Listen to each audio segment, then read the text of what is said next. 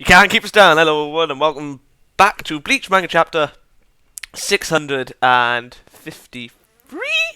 Fear to Suicide Scene 7. When we left off, Nanao was versing Lille, and yeah, we learned a little bit about Shunsui. So let's begin. Is this Nanao's daddy? Uh-huh.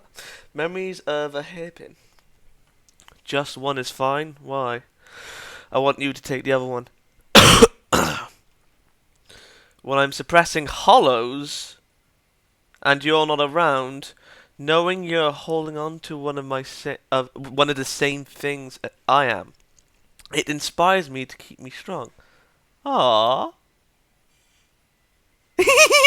little Shunsui. That face. The fuck is that face about? Ow! Go home and study or something, you freaking moron. Brother, you've really mellowed in your old age, haven't you? It's not like I made a conscious effort to change. But if it looks like I've grown calm and content, it's only because of her kindness. It's finally beginning to show through me. Ah, he's got both hairpins! Oh! Oh! It's not just two people fighting right now, it's four. Two pinwheels nestled together. Ah, two hairpins, one shadow. Oh, come on now. Oh, wait, what? Where's Shunsui? I had no idea fighting with a sword could be this frightening. She only ever used magic. Well, what is it called? Kido, that's the one. Wait, what? It's already cut me. The light that burst out just now probably caused the injury. What's going on? It hurts. I didn't know being cut would hurt this much. It hurts. I'm so scared. My feet, they won't budge. Oh. Commander. That's a... Oh. Whoa, what? So now you decide to come out and play. How pathetic, hiding behind your own subordinate. What a sad excuse for a commander. Now listen to the sound of my trompetti written with God's trumpet, and perish. Let's go now, Chan.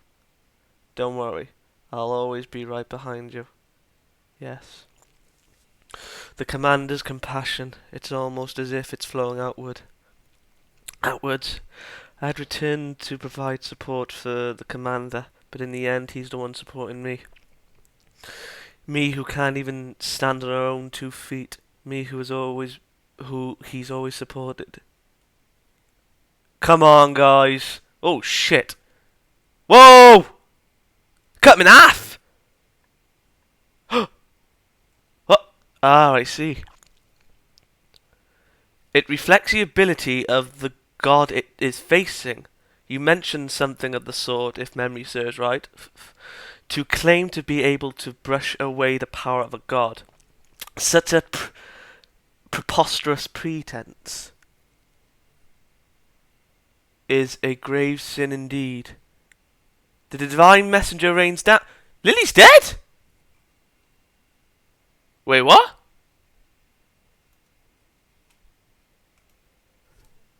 Okay, what caught me by the surprise was the fact of how short this chapter was. Very surprising. Okay, while the chapter may be short, we actually got symbolism.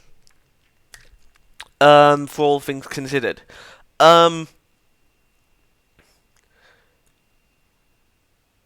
Shunsui has the hairpins of both his brother and Nanao's mother.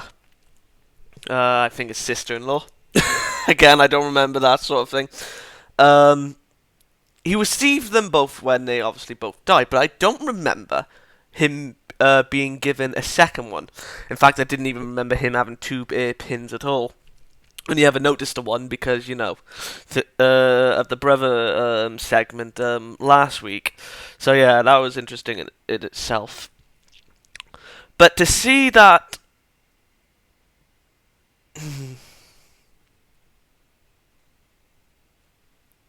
he's been fighting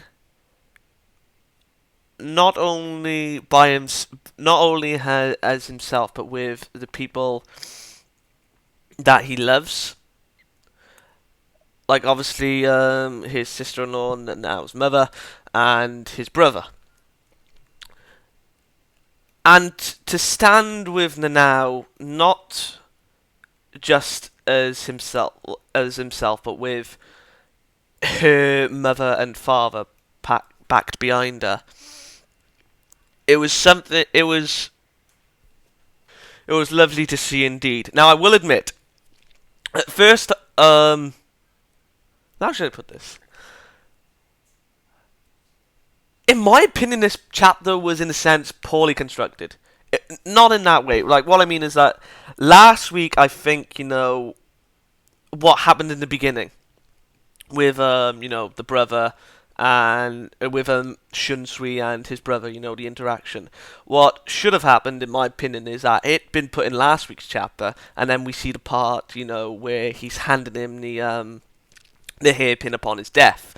And then, we have what happened in last week's chapter with Nanao's fight with Lille, and then we have this part here. Because as far as things go, while it seems wasteful, at the same time it has depth to it. But again, my problem is that it was separated in such a way where it almost seems pointless. Like, why wasn't this done last week? Or why wasn't the fight done this week and the backstory for Shunsui done last week? Well, technically last week was a dual backstory. I will admit that the now section was kind of wasteful, but it was nice to see, her following Shunsui in an indirect means. But yeah. But when all is said and done, I actually like the fact that Nanao was afraid to hold her sword. She was trembling because she's only ever used Kido. That's what she's more adept at. When it comes down to, with using a sword, it's obviously different because you're getting so up close and personal with your opponent, because you're obviously going to see the life fade out of their eyes when obviously, you kill them. And it almost feels add some more personal depth, when two sword wielders, when two sword wielders battle, and then either one of them deals a killing blow. Because you have a form of understanding, if that makes sense. With Nanao though, sorry. My throat is killing me. With Nanao though, she's only ever used Kido. She's only ever defended herself and battled with Kido. Like, she went up against Hoshwald with no problems, because she was using what she was used to, her Kido. Now when fighting Lille, obviously, I think she would have still been afraid, but she's more along the lines of petrified because she's using her sword. Because, she has to, focus on, her defences, make sure she doesn't get many openings for Lille, and so on and so forth, and then, finally run him through. Now, of course, she wasn't able to, she wasn't able to kill him herself, but being injured by, a spell and so on and so forth, it's a surreal thing for her. But then,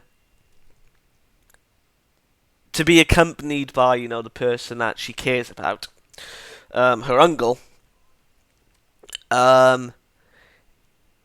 it's almost like an anesthetic. Like, the pain is being washed away with such a simple touch.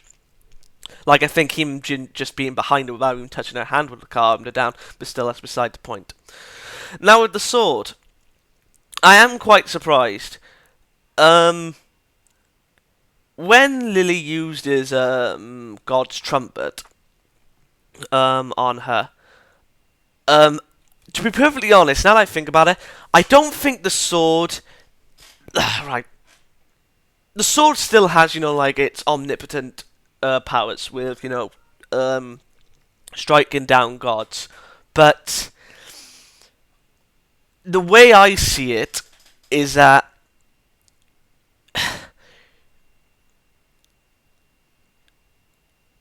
yeah, from the way that the chapter was showing this is that one, you need to be calm. Two, you need to have enough power. I think Shunsui granted her some form of power. And three, actually, I don't really know a third. And I said three. Only two things. In layman's terms, this was like, well, if you played Yu-Gi-Oh, this was like Mirror Force. Her sword is basically Mirror Force. It deflected the attack back at her. It still dealt damage to her side, but the sword served as a type of barrier. So, it could strike down Lille. Now then.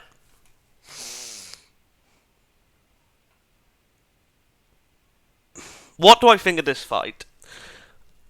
The fight, I will admit, was interesting. There was hype with the Bankai with Shunsui. Lille was interesting to a fault, and I did like, the character development for Shunsui and Nanao too. Yeah, even if it was minor, but still. The problem is, like Perndina, Lille was just used as cannon fodder. The only one really interesting out of the two was Perndina because he's the Soul King's left arm. Or it. Lille, I mean, for all I know, there could be a backstory for Lille next week, a few segments, but I'm not holding on to hope for that. But the problem is that with the Stern Ridders, they've been built up as this, strong force. We've seen them in action, most of them, and they're just killed off like that. To me, Kubo's main weakness is the fact that he doesn't give his characters depth. Sure, there have been characters that have had depth. I'm not saying that there hasn't. The problem is that Lille and Perndina were just for show. They were just like, oh, here's Juhar's elite guards. This is their forms. This is what Perndina is. This is Lille's little history of him being the final recruited second-class Quincy. Or second-generation Quincy. Stern Ritter, rather. And, yeah, that's basically it. Those parts are interesting, ain't gonna lie. The problem is that we haven't been given anything for them.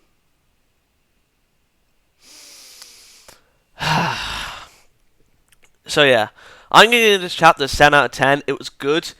I liked the symbolism at the beginning. I liked, the fact that Nanao was fearful of using her sword, and I like the fact, and I like the sword's ability, ain't gonna lie. And again, the thing that's just, letting it down is the fact that, Lille's just oh, this is the elite guard, they defeated Squad Zero, and now he's dead. Simple as that.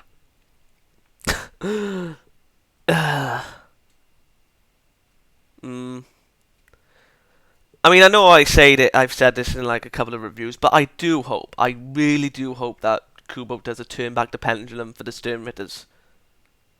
Because, unlike the Espadas, most of them didn't even need to have a backstory. That's the thing, they were interesting in itself. They were, epic. Granted, I did want, some form of backstory for Nero, but that's beside the point. But yeah. What I find sad about this is with Perndina, another wasteful character gone. But no, another character wasted. Just gone. Just there for aesthetic purposes. Although, he could come back from the dead, you never know. With, Juha having, Yamamoto's Bankai. But, yeah. I've rambled on long enough. It was a short chapter, ain't gonna lie, but it was still enjoyable nonetheless. So, I will see you all next week for most likely, Gerard? Was it Gerhard? It's Gerard. Gerard. Gerard Valkyrie versus Shinji and crew. Ugh. I do hope Kubo doesn't botch him or Askin, because like Lily and Perndina were like, oh, this is something interesting, but like Gerard and Askin, I actually like Askin more so, but still. Come on, Kubo, don't disappoint me. Good day, see you next time.